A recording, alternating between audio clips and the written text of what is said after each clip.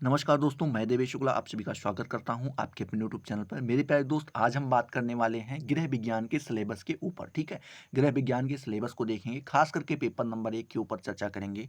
आप में से कई सारे ऐसे विद्यार्थी होंगे जिनके मन में ये प्रश्न उठ रहा होगा कि सर, आपने जो है गृह विज्ञान का और पेपर नंबर 1 के ऊपर तो चर्चा कर रखी है, पहले से ही वीडियो बना रखा है, फिर ये दूसरा वीडियो क्यों? तो ध्यान दीजिएगा, जो हमने पिछला वीडियो बनाया था, जिसके ऊपर हमने चर्चा की थी, वो जो था वो कानपुर यूनिवर्सिटी से संबंधित था। छत्रपति साहू जी महाराज कानपुर यूनिवर्सिटी से संबंधित था। और जो आज का ये वाला आपका वीडियो होने वाला है, ये आपका डॉक्टर राम मनोहर लोहिया अवध यूनिवर्सिटी से संबंधित है। ठीक है, तो जितने भी बालक हैं, बालक क्या हैं, बालिका जितनी भी हैं, बालिकाएं जो लोग एमएससी कर रही हैं या फिर एमए कर रही हैं, यहाँ पे ध्यान दीजिएगा, एमए एमएससी कुछ भी हो सकता है, क्योंकि होम साइंस से हम एमए भी करते हैं और होम साइंस से अगर चाहें तो एमएससी भी कर सकते हैं। ठीक है, तो जितने भी लोग एमएससी या एमए कर रहे हैं, तो उनके लिए खास करके ये काफ़ी ज़्यादा इंपॉर्टेंट होने वाला है। ठीक है, एमए फर्स्ट सेमेस्टर के ऊपर हम देखेंगे, पेपर नंबर 1 होगा हमारा, गृह विज्ञान सब्जेक्ट होगा। और यहाँ पे देखिए, अकॉर्डिंग टू एनईपी, मतलब नए से शिक्षा नीति, न्यू एजुकेशन पॉलिसी के अकॉर्डिंग हम देखने वाले हैं। काफ़ी दिन से वीडियो नहीं बन पा रहा था, आप लोग सोच भी रहे थे और कमेंट में काफ़ी हमारे शुभचिंतक भी थे जिन्होंने पूछा भी कि सर, आप कहाँ हैं, क्यों नहीं वीडियो बना रहे हैं, तबीयत कैसी है? तो बिल्कुल स्वस्थ हैं, कोई दिक्कत नहीं है। बस थोड़ा व्यस्तता के कारण जो है आपके सामने वीडियो नहीं आ पा रहा था। ठीक है, और जल्दी ही आपके कोर्स भी स्टार्ट कर दिए जाएंगे, बिल्कुल, जो कि बिल्कुल मुफ्त आपको पढ़ाए जाएंगे। इसी यूट्यूब चैनल पर एक एक करके एक एक टॉपिक को कवर किया जाएगा। और साथ में आपको एक सरप्राइज भी मिलने वाला है। सरप्राइज क्या रहेगा, पहले ही बता दे रहे हैं आपको। सरप्राइज रखने से क्या फ़ायदा, आपको जो है क्या किया जाएगा कि जितने भी मॉडल पेपर हो सकते हैं, 5 पेपर होते हैं। ठीक है, क्या होते हैं कि 5 पेपर होते हैं, 5 के पाँचों मॉडल पेपर आपके लिए तैयार करवाए जाएँगे। और आपको पता भी है, आपका विश्वास भी है कि जितने भी बच्चे यहाँ से पढ़ के जाते हैं, 80 से 85% प्रश्न जो हैं, जो मॉडल पेपर तैयार किया जाता है, उसी से आते हैं, इधर-उधर से नहीं आते हैं। तो आपको क्या कर देना है, बस करना है आपको इस यूट्यूब चैनल को सब्सक्राइब कर देना है, वीडियो को लाइक कर दो, कमेंट सेक्शन में बताओ बिल्कुल तैयार हैं। ठीक है, और अपने दोस्तों के साथ शेयर भी करो, उनको बताइए कि जो है वहाँ पे क्लासेस चल रही हैं, सिलेबस के ऊपर चर्चा किया गया है। तो चलिए देखते हैं, हमारा जो सिलेबस है, आप यहाँ पे देख पा रहे होंगे, डॉक्टर राम मनोहर लोहिया अवध यूनिवर्सिटी के ऊपर है। ठीक है, हमने जो है इसका सिलेबस डाउनलोड करना भी आपको बताया था। अगर आपने उसको नहीं देखा है तो डिस्क्रिप्शन में लिंक आपको दी हुई है, वहाँ से जाके आप देख सकते हैं कि आप सिलेबस कैसे डाउनलोड करें। आज हमारा जो चर्चा का विषय होगा, वो केवल पेपर नंबर 1 के ऊपर ही हम चर्चा करेंगे। ठीक है, ये वीडियो ध्यान रखिएगा, ये एमए और एमएससी दोनों के लिए इंपॉर्टेंट होने वाला है। एमए एमएससी फर्स्ट ईयर के फर्स्ट सेमेस्टर के ऊपर हम चर्चा करेंगे। होम साइंस सब्जेक्ट है, पेपर नंबर 1 है, जिसका नाम है एडवांस ह्यूमन डेवलपमेंट। ठीक है, ये पेपर नंबर 1 का नाम है। और जो पेपर का कोड है वो है A130701T। ठीक है, ये आपके पेपर का नंबर है, कोड है, ये ध्यान रखिएगा। चलिए देखते हैं, यहाँ पे आप देख पा रहे होंगे, ये वही सारी चीज़ें वापस में बताई गई हैं। फिर आइए हम यहाँ पे थोड़ा देख लेते हैं ये चीज़ें जो दी गई हैं। यहाँ पे दिया गया है मैक्सिमम मार्क, मतलब अधिकतम मार्क आपको जो है 100 नंबर के हैं। मतलब ज़्यादा से ज़्यादा आपका जो नंबर होगा वो 100 नंबर का होगा, जिसमें से 25 नंबर आपको स्कूल की तरफ से प्राप्त होने वाले हैं और 75 नंबर जो हैं वो आपको लिखित के प्राप्त होंगे। मतलब जो आप पेपर देंगे, वहाँ से आपको 75 नंबर मिलेंगे। अब जो ये 25 नंबर आपको स्कूल से प्राप्त होंगे, वो कैसे प्राप्त होंगे, आपके अटेंडेंस के ऊपर निर्भर करता है। ठीक है, आपके असाइनमेंट के ऊपर निर्भर करता है। ये सारी चीज़ें देखने के बाद आपको वहाँ पे 25 नंबर दिया जाता है। ठीक है, तो वो आपके कॉलेज के ऊपर डिपेंड करता है या आपकी यूनिवर्सिटी के ऊपर डिपेंड करता है कि आपको कितना मिल रहा है, आपके टीचर कितना दे रहे हैं। ठीक है, चलिए, यहाँ पे टोटल नंबर ऑफ लेक्चर बताया गया है, मतलब यहाँ पे कह रहे हैं कि आप जो है इसे अगर पूरा समाप्त करना चाहें सिलेबस को, तो 60 क्या कर सकते हैं, 60 लेक्चर्स में समाप्त कर सकते हैं। ठीक है, यहाँ पे देखिए यूनिट के बारे में बताया गया है, जैसे ये फर्स्ट नंबर यूनिट है, यहाँ पे उस यूनिट में कौन कौन सी टॉपिक पढ़नी रहेगी इसके बारे में बताया गया है। और यहाँ पे नंबर ऑफ लेक्चर्स टोटल यहाँ पे बताए गए हैं, मतलब यहाँ पे जैसे 8 लेक्चर में आप यूनिट नंबर 1 को ख़त्म कर सकते हैं। तो चलिए देखते हैं। जैसा कि आप लोगों ने जो है थंबनेल में ही देख लिया होगा कि सिलेबस हम हिंदी में बात करने वाले हैं, लेकिन यहाँ पे देखिए, हिंदी में हम चर्चा करेंगे, क्योंकि सिलेबस आपका हिंदी में भी है और इंग्लिश में भी है। तो जितने भी बच्चे हमारे इंग्लिश के प्रेमी हैं या इंग्लिश में पढ़ रहे हैं या इंग्लिश लैंग्वेज उनकी शुरुआती रही है, तो वो लोग यहाँ पे चाहें तो स्क्रीनशॉट ले सकते हैं, या अगर आप डाउनलोड करना चाहते हैं तो उसका वीडियो बन चुका है और उसकी लिंक जो है हमने डिस्क्रिप्शन में दे रखी है, वहाँ से जाके आप देख सकते हैं कि वीडियो कैसे आपको वो डाउनलोड करना है, वो मतलब सिलेबस कैसे डाउनलोड करना और वहाँ से आप डाउनलोड कर सकते हैं, ठीक है। एग्जाम्पल के तौर पे जैसे यहाँ पे देख लीजिए यूनिट नंबर 1 के बारे में बताया गया है। यूनिट नंबर 1 में जो आपका नाम होगा वो होगा ह्यूमन डेवलपमेंट के ऊपर आपको यूनिट नंबर 1 में पहले पढ़ना होगा। ह्यूमन डेवलपमेंट में क्या पढ़ना होगा? ह्यूमन डेवलपमेंट का कॉन्सेप्ट क्या होता है ये देखना रहेगा, प्रिंसिपल्स क्या होते हैं ये आपको देखना रहेगा, ठीक है। और ह्यूमन डेवलपमेंट के अंतर्गत हम ग्रोथ और डेवलपमेंट को भी पढ़ेंगे। बात करते हैं प्रीनेटल पीरियड एंड बर्थ के बारे में, तो यहाँ पे आप देख सकते हैं प्रीनेटल पीरियड का मतलब होता है कि जन्म से पहले का जो समय होता है उसके बारे में हम यहाँ पे बात कर रहे हैं। उसमें भी आपको डेवलपमेंट देखना रहता है, जेनेटिक एंड इन्वायरमेंटल। जेनेटिक में आपको ये देखना रहता है कि माता पिता के कौन कौन से ऐसे गुण हैं जिनका प्रभाव बालक के ऊपर आपको देखने को मिल रहा है, क्योंकि आपने बहुत सारी जगह पे देखा होगा कि पिता और बालक या माता या बालक की जो आदतें होती हैं वो अक्सर मैच कर जाती हैं, तो वो जेनेटिक के कारण होता है। इन्वायरमेंटल का मतलब ये हुआ, इन्वायरमेंटल के अंतर्गत हमें इन सारी चीज़ों को पढ़ना रहेगा कि वो किस माहौल में पढ़ रहा है, किस माहौल में पल रहा है, किस माहौल में बढ़ रहा है। क्योंकि जो एक बच्चा है जिसको अगर आप पालना शुरू करें और वहाँ पे अक्सर करके गाली ही दी जाती हो, तो उसकी जो ग्रोथ होगी वो गाली के साथ ही होगी और वो गाली देना सीखेगा, ठीक है। साथ में अगर आप उसको जो है ले जाके अमेरिका में पाल रहे हैं, तो अमेरिका में अगर आप उसको पालेंगे तो उसकी जो लैंग्वेज होगी, जो मदर मदर टंग होगी, वो उसकी इंग्लिश होगी, क्योंकि वहाँ पे जो है सभी लोग इंग्लिश बोलेंगे और वहाँ पे पला बड़ा तो वो इंग्लिश में ही बोल पाएगा, हिंदी नहीं समझ पाएगा। अगर आप यहाँ पे पाल रहे हैं अच्छे से, ठीक है, तो यहाँ पे क्या होगा, उसको हिंदी इंग्लिश दोनों का भी ज्ञान हो जाएगा, तो वो इसके बारे में यहाँ पे आपको पढ़ना रहता है, ठीक है। उसके बाद तो यहाँ पे आप देख सकते हैं, ठीक है, डिलीवरी एंड बर्थ के बारे में भी आपको यहाँ पे पढ़ना रहता है, ठीक है, कैसे डिलीवरी होती है, जन्म के बारे में यहाँ पे आपको पढ़ना रहता है। इन्फेंसी के बारे में आपको यहाँ पे पढ़ना रहेगा। तो इस प्रकार से आप अंग्रेजी वाले जितने भी छात्र हैं वो देख सकते हैं और स्क्रीनशॉट यहाँ पे ले सकते हैं। हम चर्चा करेंगे कुल मिला के हिंदी के ऊपर, क्योंकि हमारे जितने भी छात्र हैं 99% छात्र हमारे हिंदी माध्यम से हैं और उन्हीं के बारे में हम उन्हीं को साथ में लेकर के चल रहे हैं और उन्हीं से मतलब क्या बोलते हैं, उन्हीं के लैंग्वेज का यहाँ पे ज़्यादा प्रयोग करेंगे, क्योंकि वहाँ पे क्या बोलते हैं, अरे भाई साहब, अरे एक तरीके से कह सकते हैं वहाँ पे नंबर्स आप स्टूडेंट्स ज़्यादा हैं, इस तरीके से कह सकते हैं, ठीक है। चलिए आगे देखते हैं। यहाँ पे अगर आप फिर स्क्रीनशॉट लेना चाहें तो यहाँ पे ले सकते हैं। हमने 3 तक देख लिया था, ये 4 नंबर, ठीक है। एडल्सन्स के बारे में यहाँ पे फिजिकल डेवलपमेंट, इन सारी चीज़ों को, एडल्टहुड के बारे में, फिर यहाँ पे प्रैक्टिकल के बारे में भी आपको बताया गया है। कुछ बुक्स वगैरह के बारे में भी यहाँ पे आपको बताया गया है, अगर आप पढ़ना चाहते हैं तो ये बुक्स वगैरह यहाँ पे दी गई हैं, ठीक है। चलिए आ जाते हैं हिंदी में। हिंदी के हमारे जितने भी छात्र हैं वो सभी लोग खुश हो जाओ, फटाफट वीडियो को लाइक भी कर दो, क्योंकि हम आपकी तरफदारी भी कर रहे हैं और आपके लिए ये सारे कंटेंट तैयार कर रहे हैं। और ये सारे कंटेंट जो हैं आपको ये हिंदी में नहीं मिलेंगे। इनको हम क्या करते हैं कि पहले इन सारी चीज़ों को डाउनलोड करते हैं, फिर इनको हिंदी से इंग्लिश से हिंदी में कन्वर्ट कराते हैं, फिर उसके बाद आपके समक्ष लेकर के आते हैं। तो चलिए देखते हैं यूनिट नंबर फर्स्ट, ठीक है। यूनिट नंबर फर्स्ट वहाँ पे हमने शुरू में ही देख लिया था, ह्यूमन डेवलपमेंट के बारे में पढ़ना रहता है, मतलब कि मानव विकास के बारे में आपको यहाँ पे पढ़ना रहेगा।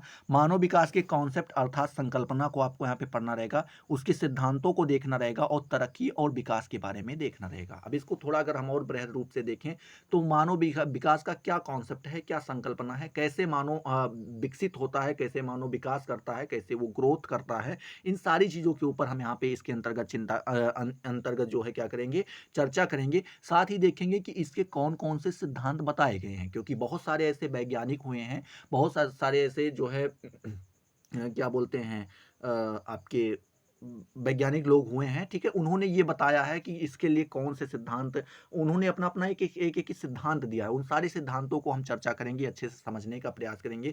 साथ ही में देखेंगे कि तरक्की और विकास, ग्रोथ एंड डेवलपमेंट के बारे में भी हम यहाँ पे बात करेंगे, ठीक है। ग्रोथ मतलब ग्रोथ अलग चीज़ होता है और डेवलपमेंट अलग चीज़ होता है, इन सारी चीज़ों को हम वहाँ पे देखेंगे। ग्रोथ का मतलब ये हुआ कि आदमी क्या कर रहा है विकसित हो रहा है। विकसित का मतलब तरक्की कर रहा है। तरक्की का मतलब कि पहले जब पैदा हुआ था तो छोटा-सा था, मतलब करीब-करीब थोड़ा छोटा-सा था। धीरे-धीरे जैसे-जैसे समय बीतता गया उसका शरीर बृहद रूप लेता गया, तो वो ग्रोथ हो गया। विकास का मतलब बात करें तो विकास का जो यहाँ पे लिया जाता है, आइडिया ली जाती है, या फिर जो आप कह सकते हैं मीनिंग ली जाती है, वो मीनिंग इस तरीके से ली जाती है कि बालक का जो है लैंग्वेज कैसे डेवलप हो रहा है, भाषा कैसे डेवलप हो रही है, मनोभाव कैसे डेवलप हो रहे हैं, ठीक है। शारीरिक, मानसिक और जितने भी होते हैं उन सारी चीज़ों को यहाँ पे हम विकास के अंतर्गत पढ़ते हैं। अब यहाँ पे दूसरा जो टॉपिक हमारा आ जाएगा वो आ जाएगा प्रवस्त पूर्व अवधि और जन्म। प्रवस पूर्व अवधि का मतलब होता है जन्म लेने से पहले, जब बालक पेट में होता है, अपनी माँ के पेट में होता है, तो उस अवधि के बारे में भी हम चर्चा करेंगे और जब वो जन्म लेता है उसका वहाँ तक हम चर्चा करेंगे। उसमें हम पहले देखेंगे विकास के बारे में, ठीक है? डेवलपमेंट के बारे में भी वहाँ पे हम देखेंगे। साथ में देखेंगे कि डेवलपमेंट की मतलब अपने माँ के पेट में बालक कैसे विकसित होता है, ठीक है? कैसे वो वहाँ पे ग्रोथ कर पाता है, कैसे चीज़ें उसके अंतर्गत जो है हाथ, पैर, मुँह वगैरह कैसे-कैसे बनते हैं, कैसे-कैसे विकसित होते हैं, इन सारी चीज़ों को हम वहाँ पे देखेंगे। बात करते हैं आनुवांशिक और पर्यावरण के बारे में भी पढ़ेंगे। आनुवांशिक का मतलब हमने अभी पहले कुछ देर पहले बता दिया था। आनुवांशिक का मतलब ये होता है, जेनेटिक का मतलब ये होता है कि माता-पिता के कौन से गुण ऐसे हैं जो बालक के अंतर्गत आ गए हैं, माता की कौन से गुण हैं, पिता के कौन से गुण हैं जो उसके अंतर्गत आ गए हैं। किस पर्यावरण, किस माहौल में, किस एनवायरमेंटल में वो क्या कर रहा है, एनवायरनमेंट में पल-बढ़ रहा है, उसका भी प्रभाव उसके ऊपर आपको देखने को मिलता है जेनेटिक के साथ-साथ, आनुवांशिकता के साथ-साथ, ठीक है? बात करते हैं प्रवस पूर्व विकास को प्रभावित करने वाले कारक। मतलब कि जन्म से पहले बालक को कौन-कौन से ऐसे कारक हैं जो उसके माँ के पेट में भी उसको प्रभावित करते हैं, उन सारी चीज़ों के ऊपर हम इसके अंतर्गत चर्चा करेंगे। समझ पा रहे हो ना? प्रवस पूर्व विकास को प्रभावित करने वाले कारक, मतलब जन्म लेने से पहले बालक को कौन-कौन से ऐसे कारक हैं जो प्रभावित कर रहे हैं, उनसे हमें कैसे बचना है, ठीक है? उन सारी चीज़ों को हम वहाँ पे देखेंगे। बात करते हैं प्रवस और जन्म के बारे में भी हम यहाँ पे चर्चा करेंगे। तो ये हमारे यूनिट नंबर फर्स्ट के बारे में रहा, ठीक है? आई होप ये सारी चीज़ें अगर आपको क्लियर हो रही हैं, तो आपको वीडियो फटाफट लाइक कर देनी है, कमेंट सेक्शन में आना है, बताना है वीडियो कैसा लग रहा है, ठीक है? और अपने दोस्तों के साथ तो शेयर बनता ही है, बार-बार बताने की ज़रूरत नहीं है। बात करते हैं यूनिट नंबर सेकंड के ऊपर। यूनिट नंबर सेकंड काफ़ी छोटा दिखाई पड़ रहा है। यहाँ पे आपको बचपन के बारे में बात करना रहेगा, चाइल्डहुड के बारे में आपको यहाँ पे चर्चा करनी रहेगी। मतलब यहाँ पे शारीरिक और अवधारणात्मक विकास, मतलब कह रहे हैं कि शारीरिक विकास बालक का कैसा होता है बचपन में, ठीक है? क्योंकि स्पीड में, काफ़ी ज़्यादा स्पीड में सबसे ज़्यादा तेज़ी से जो शारीरिक विकास होता है, वो बचपन में ही बालक का होता है, ठीक है? और बात करते हैं अवधारणात्मक विकास भी आपको वहाँ पे देखने को मिलेगा, उसके ऊपर भी हम चर्चा करेंगे। बात करते हैं संज्ञानात्मक, सामाजिक और भावनात्मक विकास के बारे में भी हम चर्चा करेंगे। संज्ञानात्मक विकास का मतलब ये हुआ कि उसका जो है सोचने, समझने, तर्क करने की, बात करने की जो क्षमता है वो कैसे डेवलप हो रही है, उसको काम करने की क्षमता जो है, उसके अंदर की शक्तियाँ कैसी हैं, उन सारी चीज़ों के ऊपर हम चर्चा करेंगे कि वो कैसे डेवलप होती हैं, ठीक है? साथ ही बात करें सामाजिक के बारे में, तो समाज में उसका उठना-बैठना कैसा है, अपने समाज के प्रति उसका जो झुकाव है वो कैसा है, उसकी रुचि कैसी है, उसका ओपिनियन कैसा है, इन सारी चीज़ों के ऊपर हम क्या करेंगे, बात करेंगे सामाजिक विकास के अंतर्गत, ठीक है? सामाजिक विकास समझ रहे हो ना कि कोई भी आदमी जो है, अरस्तू ने साफ ही कहा है, साफ-साफ अक्षरों में लिख दिया है कि मनुष्य एक सामाजिक प्राणी है। अगर कोई मनुष्य है तो वो कैसा है, सामाजिक प्राणी है और समाज में रहता है तो उसका सामाजिक विकास होना आवश्यक है। ठीक है? आवश्यक है, कंपल्सरी है, एक तरीके से आप समझ सकते हैं। बात करें और भावात्मक विकास, भावात्मक विकास का मतलब ये हुआ कि वो कैसे रिएक्ट कर रहा है किस चीज़ के ऊपर, इसके ऊपर भी हम चर्चा करेंगे। रिएक्ट का मतलब ये हुआ कि मान लीजिए कोई ऐसी घटना घटित हुई जहाँ पे बेचारे को जो है काफ़ी ज़्यादा सदमा लगा, दुखी है, कैसा है, उन सारी चीज़ों के ऊपर हम बात करेंगे। रोना, हँसना, गाना का फ़ील करना, महसूस करना, समझ पा रहे हो ना? इमोशंस के बारे में यहाँ पे हम चर्चा करेंगे। इमोशन डेवलपमेंट कैसे होता है उसका। अब हम बात करते हैं भाषा विकास के बारे में। बालक का जो लैंग्वेज डेवलप है, ठीक है? लैंग्वेज डेवलपमेंट है, वो कैसे होता है, इसके ऊपर भी हम बचपन में ही चर्चा करेंगे क्योंकि बालक का जो भाषा विकास है, वो बचपन में ही होता है। जब बालक जन्म लेता है, ठीक है? वो जब जब जन्म लेता है, अपनी माँ के गर्भ से बाहर आता है, तो उसके पश्चात ही करीब-करीब हमारे हिसाब से 1 साल बाद वो क्या करना होता है, बोलना स्टार्ट कर देता है। अब मान लीजिए वो बालक अमेरिका में पैदा हुआ, तो वहाँ पे उसको क्या सिखाया जाएगा? मॉम एंड डैड, ठीक है? मॉम मम्मी को बुलाएगा, डैड पिताजी को बुलाएगा, ठीक है? अगर वही चीज़ क्या हो, वही बालक जो है इंडिया में पैदा हो किसी ऐसे स्थान पे, मान लीजिए हमारे उत्तर प्रदेश में या दिल्ली में कहीं पे भी पैदा हुआ, तो अब उसको क्या सिखाया जाएगा? पापा, ठीक है? पापा। और अक्सर तो अब चाहे अमेरिका हो, चाहे इंडिया हो, सभी जगह पे डैड ही बुलवाते हैं। बेटा बोलो डैड, डैडी, डैड, ऐसा नहीं है। अगर देहात में देखें तो वहाँ पर अभी आपको ये उतने बृहद रूप में नहीं देखने को मिलेगा, लेकिन जो शहर के बच्चे हैं, वो अक्सर ये डैडी करके ही पापा को बुलाते हैं। लेकिन जो एक शब्द है पिताजी, वो काफ़ी ज़्यादा अच्छा शब्द है और पता नहीं क्यों लोग जो है पिताजी के स्थान पर जो है डैडी और ये सारे शब्द बच्चों से यूज़ करवाते हैं। चलिए कोई बात नहीं, वो तो बात है, बाद की बात है। बात करते हैं यूनिट नंबर 3 के अंतर्गत। तो यूनिट नंबर 3 के अंतर्गत आपको प्रारंभिक और मध्य बचपन के बारे में आपको क्या करना रहेगा, चर्चा करनी रहेगी। प्रारंभिक मतलब जो स्टार्टिंग का बचपन है और जो बीच का बचपन है, उसके ऊपर हम चर्चा करेंगे।